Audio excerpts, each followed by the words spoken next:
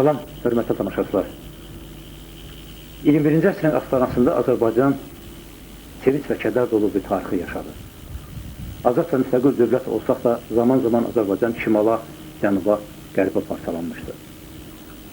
Və bizim işğalda olan torpaqları azad eləməmək haqqımız yoxdur. Çünki Təbrizə, İrəvana gedən yollar Şamızdan, Kəbədənlidən keçir. Neçə əsrlər dədə-babalarımız yaşayan Qərbi Azərbaycanın övladları bugün öz torpaqlarına həsrət qalıblar. Və Qərbi Azərbaycan deyəndə biz hər şeydən qabaq qədim İrəvanımızı və Göyçəmizi xatırlayırıq.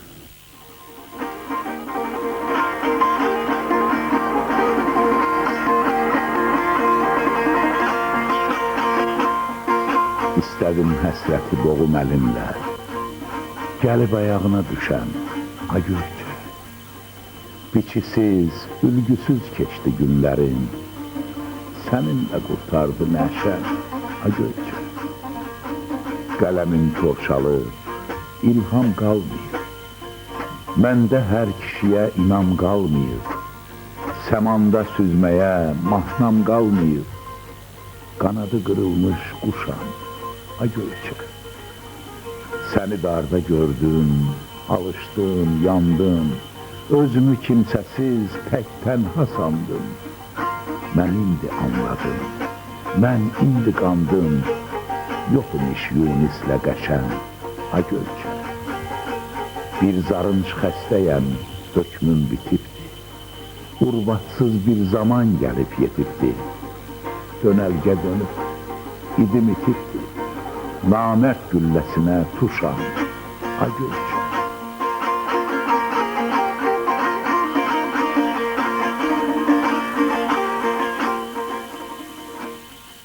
Vətən torpağının hər qarışı şirindir. Amma hakimlərin bir şey var, insanın doğulduğu yurtmu deyək, doğulduğu kətmi, məkanmı, dünyanın hər yerindən istidir, hər yerindən gözəldir və hər yerindən doğmadır. Amma təəssüflər olsun ki, Azərbaycanın əhalisinin, bizim soydaşlarımızın xeyli səs o yurdumuzda, divamıza həsrət qalıb. Və sizlə söhbət edəndə dediniz ki, mən buradakı adamları da Göyçədə yoxumda görürəm. Və sizdə kasetlər var, sizin elinizin, obamızın kasetlərini gətirmişsiniz bunlarla. Yəni sizdə olan istəkdən o torpaq yalnızdan çıxmamağından bağlı olan bir məsələ bu. Aslan müəllim, əlbəttə Azərbaycanın hər qarış torpağı bizim üçün çox əzizdir.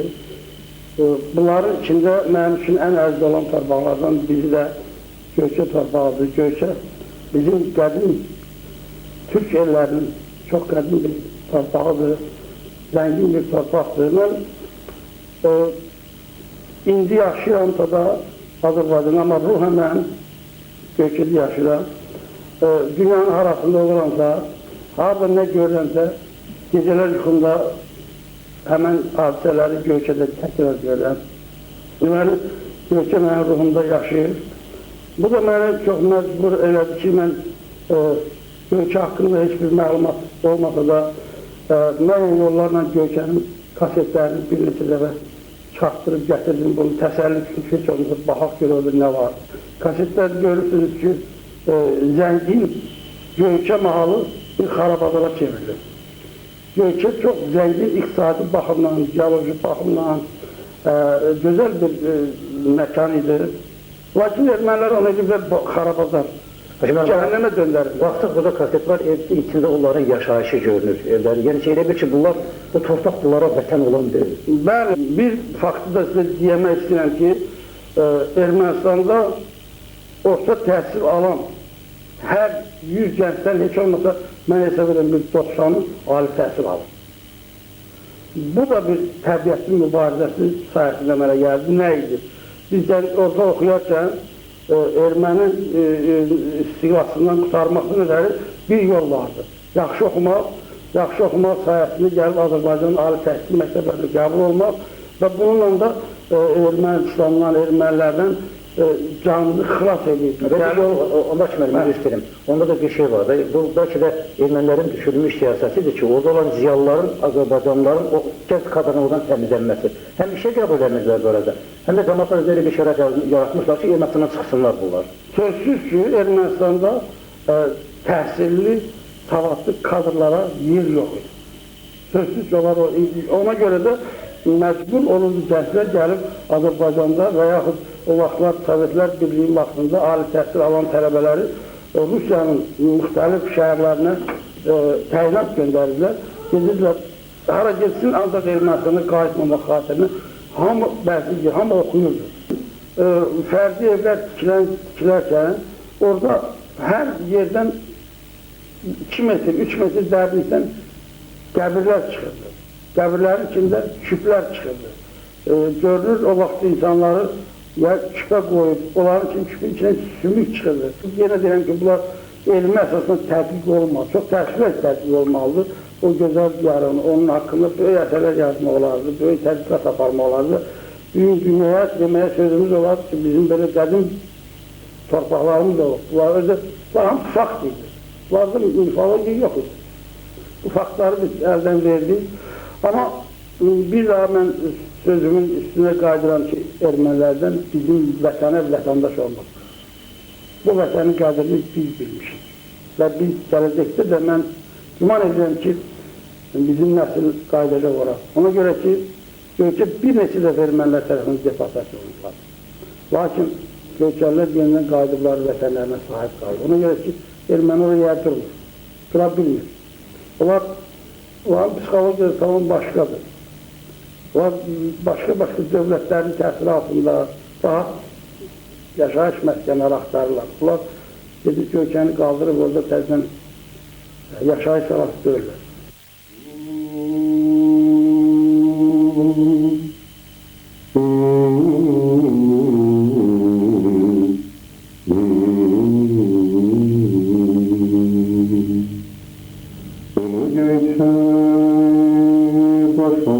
Taş koydum, ele binsin, az barışa taş koydum.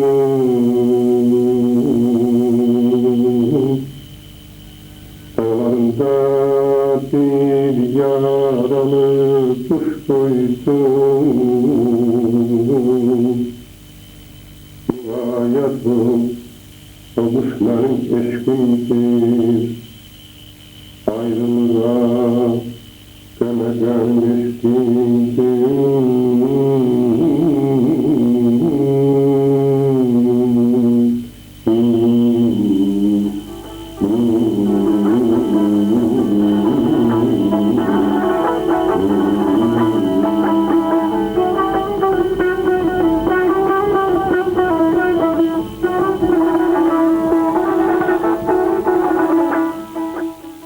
Torpaq həsrəti, yurt həsrəti, el-oba həsrəti ağsaqqallarda daha çox özünü biruzə verir. Yəni ömrünün çox böyük hissəsini o ərazidə yaşayasan və birdən-birə o torpaqlara həsrət qalasan. Və bizim babalarımız həmişə o torpaqlara, yerimizə, yurdumuza, insanlara ad qoyan kimi ad qoyurlar. Bizim kənd Göyçə gölünün şərqində yerləşib. O kəndin keçmiş adamları haradansa gəlib toplaşıblar orada, kənd təşkil edibdilər. O kəndin dağına, daşına, bulaqlarına adlar veribdilər. Yəni, mən nə qədər vaxtı o kəndin köklü tarixi siz fikrinizdir? O kəndin tarixi mən deyirəm, 4-5 əsr olar. Olar mı Həbib müəllim? 5 əsr bizə qabaq. Bəli. 5 əsr bundan qabaq olubdur. Demək, cəmaat yerləşib orada. O vaxtı elmin savadının az olduğu vaxtda elə belə qiyabi adlar veribdilər. Üçdaşlar, aymaq arası, çalmalı, nə bilim, zilvəli, sonra böyük güney, bala güney, bilənçə adlar veribdilər. Bulaqlara gəldikdə hər bəlkə də 50 metrindən, 100 metrindən təbii olaraq yerdən təbii bulaqlar qaynanır. Su çıxırdı, içməli sular. O bulaqlara da gənə adlar veribdilər. Söyüq bulaq, Keçə Söyünün bulağı, oradan Çoban bulağı, Rəməsə bulağı, Kəlbəy Sadıq bulağı, Məşədi Həsən bulağı, nə bilim, çox-çox bilənçə adlar veribdilər. Orada yaşayış pis olmayıbdır, Bəslam müəllim. Sizin kəndinizin ilk gələn tayfalardan burada kimlər olub? Rızaxan adında tayfa olub, sonra Dəlilər tayfası olub, nə bilim, Kəlva Necəfəllər olubdur, Məşədəllər olubdur, sonra Şamoylar olubdur. Sanamaqla qutarası deyil də, çox Qırıq-qırıq çox Tayfalardan tayfalar. əmələ gələn yeni Mesela tayfa. kəndlər məhəllələrə bölünmüşdü mü? Bəli, bölünmüşdü. Nə tər adlanırdı o məhəllələr? Məhəllələr, məsələn, buradan belə adlanırdı Dəllər. Onun oğlu, qızı, nəsli o qolla tikilib getmişdi. Bu tərəfdə Şamoylar. Onlar tutduğu yol mövqe ilə onlardan körüyən nəsil də bu yandan belə o səmtə tikilmişdi. Seydallar məhəlləsi var idi. Onlar da gənə bir yandan. Belə məhlə daha doğrusu geniş yayılmışdı. Hansı sahədən olur olsun, Göyçənin özü qədər də zəngin insanlar olurdu. Həm də Göyçə elə bir yerdir ki, mən deməliyəm də bu adı ki, bir dəfə müəllimlərdən, universitetin müəllimlərindən Xalid Əlmirzəyev, rəhmətli Səfyar Musayev, universitetin tələbələrini yığıb gətirmişdi. Onlardan bir 3 qız da bizə gətirdi, qoydu. Bir ay qaldılar orada, bu ədəbiyyatın həvəskarları kimi toplasınlar folkloru. Xalid Əlmirzəyev vəcdə gələrək bu sözü dedi. Söz belədir, deyir, mən indiyə qədər hiss edə bilmirdim ki, Ustad Ələsgəri hansı mühit yetiribdi? O hansı mühitdə böyüyüb ki, bu qədər talantlı, bu qədər geniş dünya görüşüdür. Onu da bildirim ki, Ustad Ələsgəri dünyaya bəxş eləyən ana bizim kəndimizdəndir. Hacı Nağı olubdur o dövrdə. Loğman, bəli. Bu bütövlükdə yalnız Azərbaycanların, Türklərin yox, bütün orada yaşayan millətlərin hamısı üçün ən tanınmış, həqiqi mənada Loğman olubdur. Neçəsini ölümdən qaytarıb, neçəsinə şəfa verib. Özünün tutduğu mövqeyi ilə çox hörmətli, şöhrətli yer tutanlardan birisi orada Hacı Süleyman deyilən olubdur. Hacı Süleyman Dəllər tayfasındandır. Pullu Məhərrəm Dəllər tayfasından yetişən elə bir şəxsiyyətdir ki, Göyçənin ağası da olub, bəyi də olub, nə bilim də müxtəlif titullarla, ancaq heç birisinin qüvvəsi, qüdrəti onun bərabərində olmayıbdır. Gilli çayı deyirlər. Bizim bütün o dağların suyu gəlir, o Gillidən keçir. Gilli çay isə çox adamları harabası ilə, qalan nə bilim o müəyyən qoşqu qüvvəsi ilə itiriblər. Özləri də orada batıblar. Su aparıb. Bəli, su aparıbdır. O gedir, öz pulunla, İrəvandan mühəndislər gətirir. Gətirir, gəlir, o çayın üstündə elə əzəmətli bir körpü qurdurur ki, orada olan Azərbaycanların, ermənilərin canı bütün bu xatadan, bu bəladan xilas olur. Bulaq çəkənlərdən də birisi həmin tayfanın yetişdirdiyi Musa kişi olubdur. Allah rəhmət eləsin. Allah rəhmət. O mənim atamla həmyaşı deyil. Onun özünün o bulağı çəkdirdiyi mənim bugünkü kimi yadımdadır. 1-ci sinifə gedirdim onda. O bulaq çəkilərkən sevincimizin həddi hüdudu yox idi.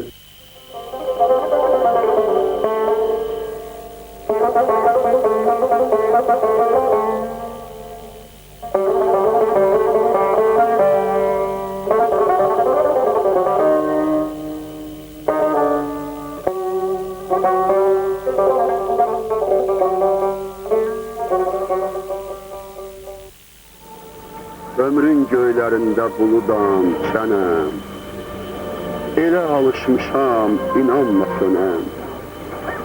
Məni xoşbəxt sayan kimsəm kimsənəm.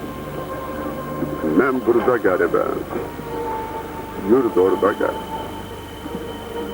Ay mənə zülm edən zalim insanlar, dönüb bir-birinə qənim olanlar, ay məni anlayıb, məni duyanlar, mən burada qəribəm, yurd orada qərib.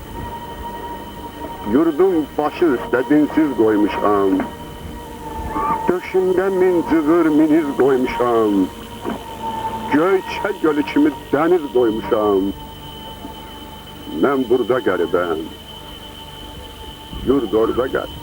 Biz uzun müddət Ermənistanda yaşamamıza baxmayaraq elə bütün Göyçə basalağını deyirəm, Göyçə mahalını deyirəm. Biz öz milli ənənəmizi istər xeyirdə, istər şərdə də olan ata-baba ənənələrini çox yüksək formada qoruyub saxlamışıq. Mənim yaxşı yadımdadır. Toy şənlikləri keçən elə bil ki, bütün varlığımız oynayırdı, sümüklərimiz oynayırdı. Çalğıcı gözlürdük, əsasən də payız başlayırdı, qış ayları. Həddindən artıq maraqlı ki, toy şənliklərdə var, indi çox yüksək, dəbdəbəli, gözəl imarətlərdə keçirilir. Ancaq buram, düzünü deyim. Necə olardı? Əvvəlcə toy... Bax, Elə alışmışam. qabağında belənki bir üstol təqdim. Mən burada qəribəm. Ona deyirdilər iqamət. Zülm edən zalim insanlar, bir-birinə qənim olanlar, məni duyanlar. Mən burada qəribəm. Yurd orada Elə filan başı üstə dinsiz qoymuşam. Döşündə eləyirlər adamlar. O qadın haqqında elə alışmışam. əmir gəlir ki, filan o adam gedərdi, onun qolundan tutardı. Mən burada qəribəm.